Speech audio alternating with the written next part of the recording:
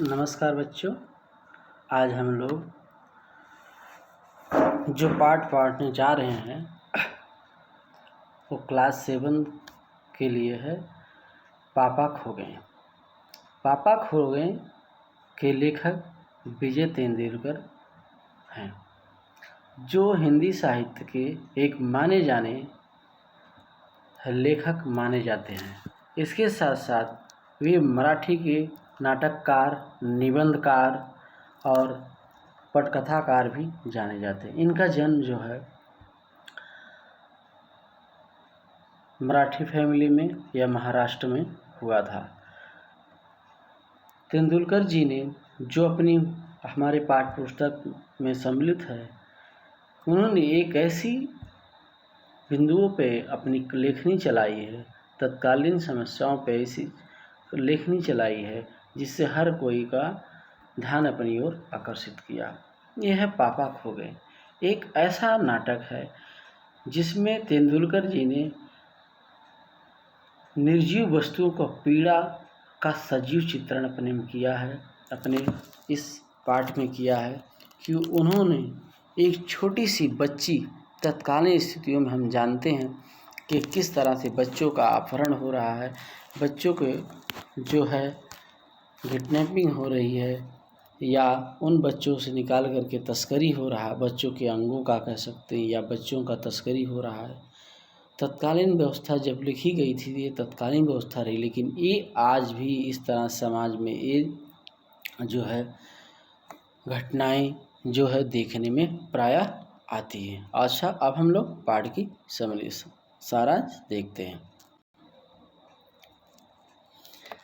घटना कुछ इस तरह से है कि पिक्चर में हम देखते हैं कि आजकल के बच्चों को जो अपहरण की जो समस्याएं बढ़ती जा रही हैं उसी का एक कांक्रीट चित्रण है। रात का समय है, सड़क पर एक बिजली का खंभा, एक पेड़, एक लेटर बॉक्स और दीवार पर नाचने वाली की मुद्रा में खड़ी एक लड़की का पोस्टर है, जैसा कि आप यहाँ चित्र में देख सकते हैं। कहें रात के समय में दिन ये सभी अपने दिन भर के जीवन की बातें करते हैं। पेड़ और खंभे को रात की अपेक्षा दिन अच्छा लगता है। कहने उस समय सड़क पर जीवन भागता दिखाई पड़ता है और खंभे एक स्थान में खड़े होकर के जीवन व्यतीत करने पर दुख होता है। इस तरह पाठ पे उन्हें जिक्र किया है। और वे रात को सबसे दुर्दिन बताते हैं कि रात कभी कभी खंभा कहता है जी करता है बल्ब जो लटका हुआ है स्ट्रीट लाइट उसको फेंक ही दूँ। पेड़ कहता है इससे पहले का खड़ा है, वह तो उससे पहले का खड़ा है। इसका जन्म इसी स्थान पर हुआ था, उस समय जहाँ कुछ नहीं था, सामने फैला विशाल समुद्र था, उसे बहुत अकेला लगता था। अपने बारे में पेड़ जिक्र करते हुए कहता है कि मैं यहाँ पहले से था और समुद्र मुझे अकेला लगता है।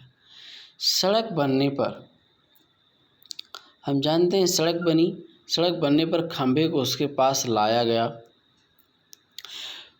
तो पेड़ को लगा कि उसका अकेलापन दूर करने के लिए एक साथी आ गया है। उस पेड़ ने खंभे से बोलने की बहुत कोशिश की, परंतु खंभा खड़ा रहा।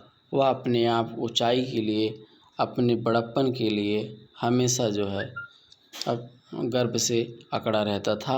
वह कभी खंभे से पेड़ से बात नहीं करता है। लेकिन जानते हैं समय सभी का आता है और उसी के परिणाम स्वरूप एक दिन कवि के लेखक कहता है एक दिन घनघोर बारिश हुई, बड़ी मुसीबत आई और खंभा जो है उस पेड़ पे सहारे आकर संभल जाता है। अर्थात तो जब आती आती खंभा पेड़ पे आके गिर पड़ता है और उसे काफ़ी पेड़ को भी काफ़ी नुकसान पहुंचता है और इस बहाने से दोनों की मित्रता हो जाती है। जब अब दोनों में बातचीत होने लगी। जहाँ पहले पेड़ से बात नहीं करता था खंभा, अब वह बात करने लगा था। इस कारण पाठ में आ सकता है कि पेड़ और खंभे की दोस्ती कैसे हुई। पहले खंभा उससे बात नहीं करता था, लेकिन जब वह आंधी आई तो बरसात हुई, तूफान आई, तो उस रात में उसके ऊपर गिरा और जो है पेड़ ने उसकी मदद की। इससे दोनों में बातचीत होने लगती है।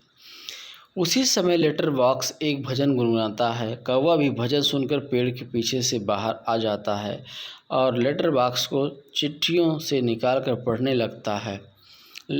पेड़ और खंभा उसे चिट्ठियाँ पढ़ने से मना करते हैं। ये डेली का रूटीन होता है। एक भजन गाता है जो है लेटर बॉक्स, और कौवा उसे बड़े ध्यान सुनता है और दोनों मिलकर के पेड़ और दोनों मिला करके बोलते हैं यह किसी की प्राइवेट संपत्ति है, ये इसे हम जो है नहीं पढ़ना चाहिए।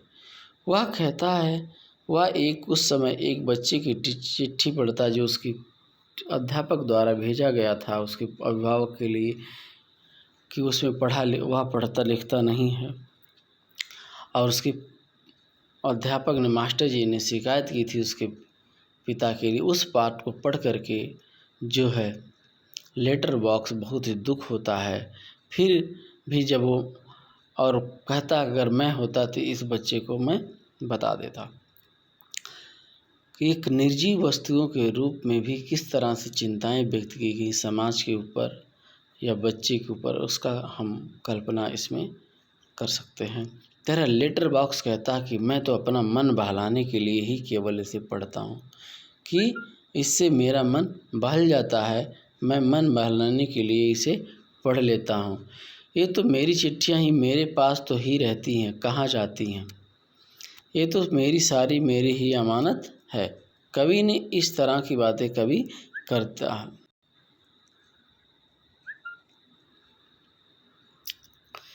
लेटर बॉक्स कहता है कि वह अपना मन बहलाने के लिए ऐसा वह करता है।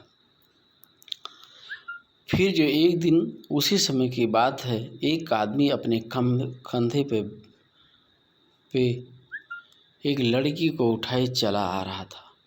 यह देख करके सारे लोग बड़े अचंभित हो जाते हैं और वह लड़की को भरी नींद में उठा के लाता है और जो है उसी पेड़ के नीचे जो है रख देता है। लड़की गहरी नींद में होती है और आदमी को भूख लग जाता है। वह उस लड़की को छोड़कर कुछ खाने के लिए चला जाता है। इसके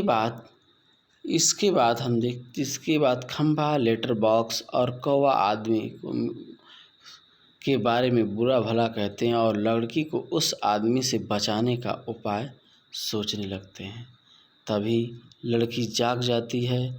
सब हैरान हो जाते हैं और लड़की रोने भी लगती है कि मैं कहाँ हूँ। इस तरह की बातें वो करती है।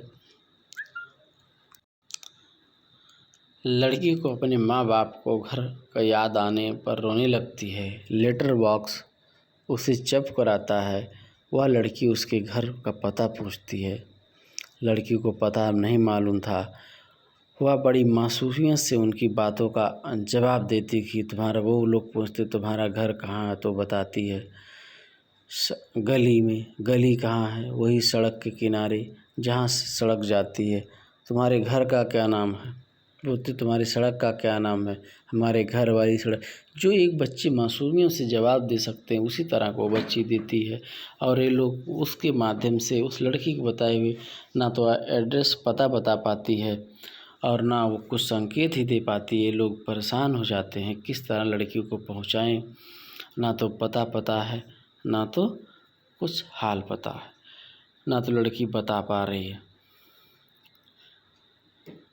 लेटर बॉक्स लड़की को बताता कि वे इंसानों की तरह बात करते। लड़की उन लोगों में घुल मिल जाती है और आपस में बात करने की, जो उससे मैंने पहले बताया कि वो उनकी एड्रेस बताने के लिए कहती है और वो नहीं बता पाते।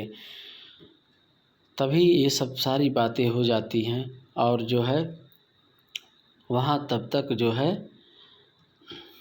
वो आदमी दोबारा लौट आता है। वो स्थान पर लड़की नहीं पाते हुए इधर से उधर ढूंढने लगता है और सारे अपने पोजीशन में दोबारा लेटर बॉक्स, कौवा, पेड़ जो भी थे दोबारा अपने पोजीशन पे उसी तरह खड़े हो जाते हैं। दोनों में लुका छुपी का खेल होता है। लड़की बार बार छुप होती है और छुपती है, उससे बचने की कोशिश करती है। और प्राकृतिक वस्तु ये लेटर बॉक्स, पेड़, ये सारे उसे बचाने का बार बार प्रयास भी करते हैं। तभी कौवे को एक उपाय सूझता है और वह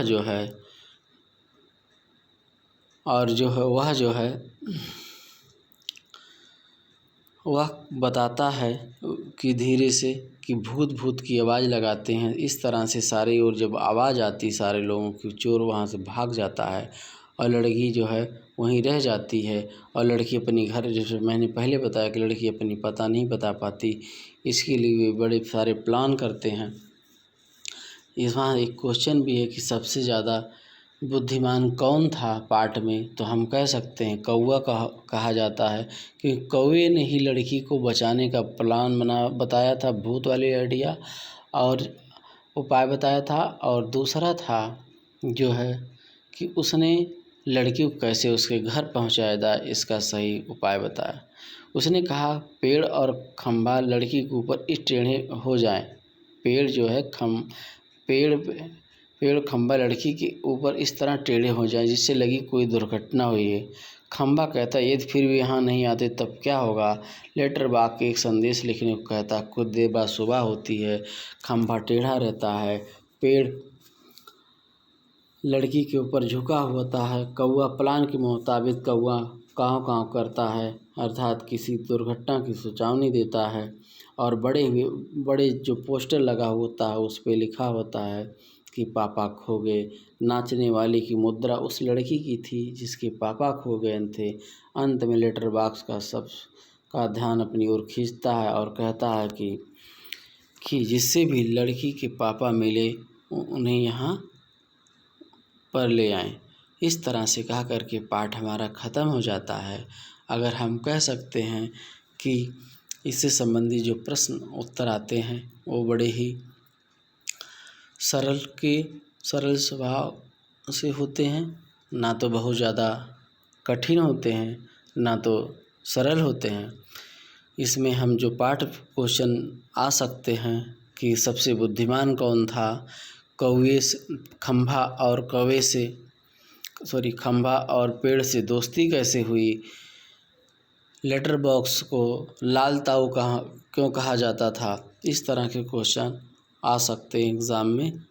आशा है कि आप लोगों को समझ आया होगा। तब के लिए हमें धन्यवाद। नमस्कार। आपका दिन मंगल।